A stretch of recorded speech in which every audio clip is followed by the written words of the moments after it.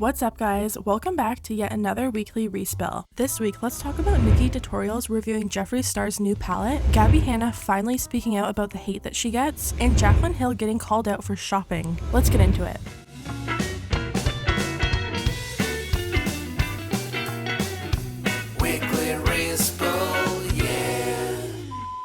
This week, Nikkie Tutorials announced that she would be reviewing Jeffree Star's new cremated palette.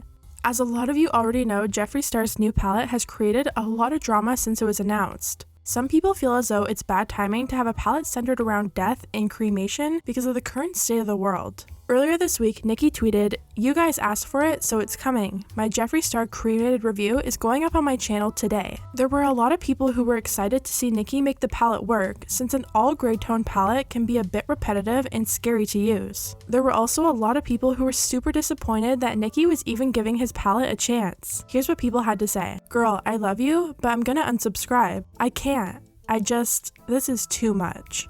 I genuinely don't understand why you would give him and this palette a platform right now. Read the room. Love you, Nikkie, but I don't want it." In the beginning of the review, Nikkie says that she does think the timing of the palette was very bad, and she does agree with people who feel upset by that. I have to agree with the people out there that are saying that the timing is a little Nikkie also acknowledges the fact that a lot of shades are very similar to each other.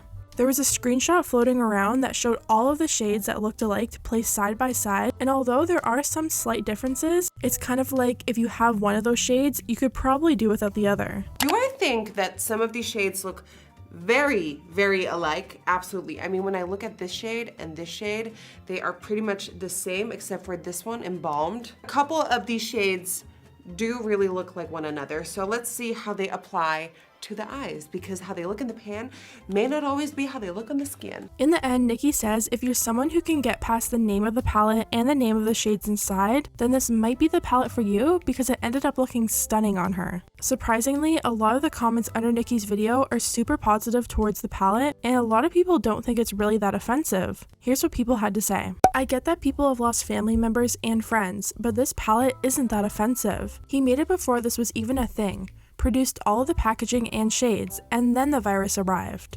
As Nikkie said in the video, it takes months to produce makeup, and we'll be dealing with the aftermath of this virus for years. I feel like we really can't blame him for the timing. He started working on this long before the virus even existed.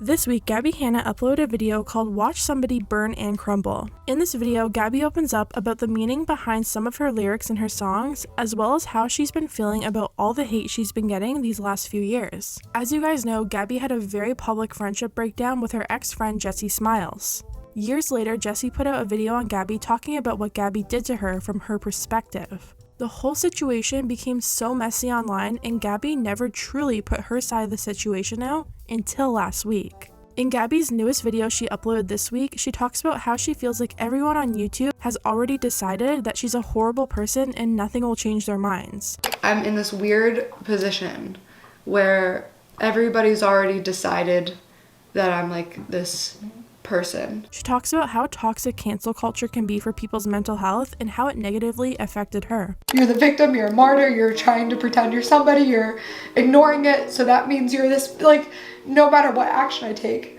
it's just, you're a bad person, you're manipulative. You literally want me to disappear, and so do I. In the comments of this video, Gabbie opened up about why she hasn't spoken out about any of the drama until now. She wrote, "People often question why I didn't make this video response when everything first happened. At this time in my life, my main and only focus was to regain my mental health and not allow myself to reach a place. Difficult emotions take a lot of time, patience, energy, and thought to process and heal from. Thank you for being a supportive community that can hold space for me and isn't afraid to see me when I feel most vulnerable." There's been a lot of speculation about two of Gabbie's songs called Bad Karma and Special being about her ex-friendships and drama that followed them. Gabbie kinda confirmed this by liking a comment under her video that said, "Bad Karma and Special is about your friendship dramas. You know it's true." Gabbie has been getting a lot of positive feedback under her video from not only fans, but people who didn't necessarily like Gabbie because of all the drama that happened. After seeing all the positive feedback, she jumped on Instagram to thank everyone and talk about how good it feels to finally have her side of the story out. Now that I'm showing you guys a little bit again like I used to, and seeing the response of feeling like people really see me and understanding, after feeling, I guess, so misunderstood for so long and feeling like I couldn't speak for so long. It's just really nice. So I just wanted to say thank you to everybody who's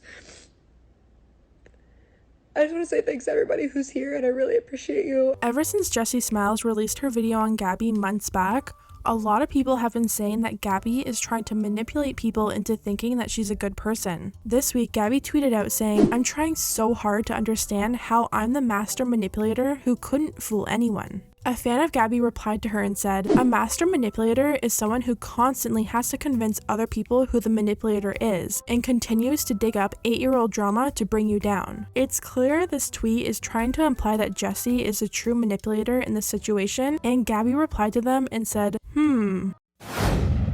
Jaclyn Hill has gone off on a rant this week after she was caught shopping at Rooms to Go. No! God, please, no! No! No! In a Snapchat, we see Jaclyn walking up to a popular furniture store that's kind of on the cheaper side called Rooms to Go. In the next video, you see Jaclyn lying on a couch inside the store with a caption that reads, "Picking out a couch is actually so difficult." I guess people started messaging Jaclyn and making fun of her for shopping at normal people's stores when she's a multi-millionaire, which, by the way, is the dumbest drama I've ever heard in my entire life. But I guess it really upset Jaclyn because she went off on a rant. And yes, I might pop off, but I cannot handle this. The amount of people in my DMs right now saying things like, "Jaclyn, are you really at Rooms to Go right now shopping for couches? Wait, are you really at Ashley Furniture? Like, this is beneath you. You should be better than that." You guys, I cannot handle this mindset. I am not above Rooms to Go. I am not above Ashley Furniture. I am not above TJ Maxx or Marshalls or Home Goods. Y'all are the only people who try to act like me or any other influencer is above that shit. And if any of these other influencers out here are acting like they're above that, well, guess what? God will humble their ass real quick, okay? Leave it to the big man. He'll take care of that. It's no one else's problem. I am over this mindset. You guys have no idea. Number one, I am shopping for a couch for some of my closest friends who just bought a home together, Anthony and Jared, and I'm out here. But even if I was out here shopping for myself, what is the problem? Are you kidding me? I gotta go to Restoration Hardware, I gotta go to Barney's, but yet you are the same people who, when I post a photo of myself sitting in my Lamborghini, which I have owned for 2 years and never shown off, never bragged about, but I post one simple picture of myself sitting in my car that I earned and I worked hard for and I deserve and I paid for, and everyone's like, "Oh my God, you're so cocky, you're just bragging. Oh my God, Jaclyn, people are dying." But then you're gonna sit here and be like, "You're shopping at Rooms to Go. I thought you were better than that." What in the... It looks like Jaclyn's rant made a few people even more upset because she said that she was just like everyone else. One person wrote, "Really? When some of us are working so god hard in life and wish to God we could have a Louis Vuitton bag or a car to drive, let alone food on the table? So how are we all the same?" Another chimed in and said, "I see both sides. Some people have a hard time having next to no work watching someone effortlessly live life during these times. And then at the same time, she's rich for a reason. She was able to elevate herself. She can buy what she wants." Personally, I feel like there are a lot of things you could call Jaclyn Hill out for, but her shopping for a couch probably shouldn't be one of them.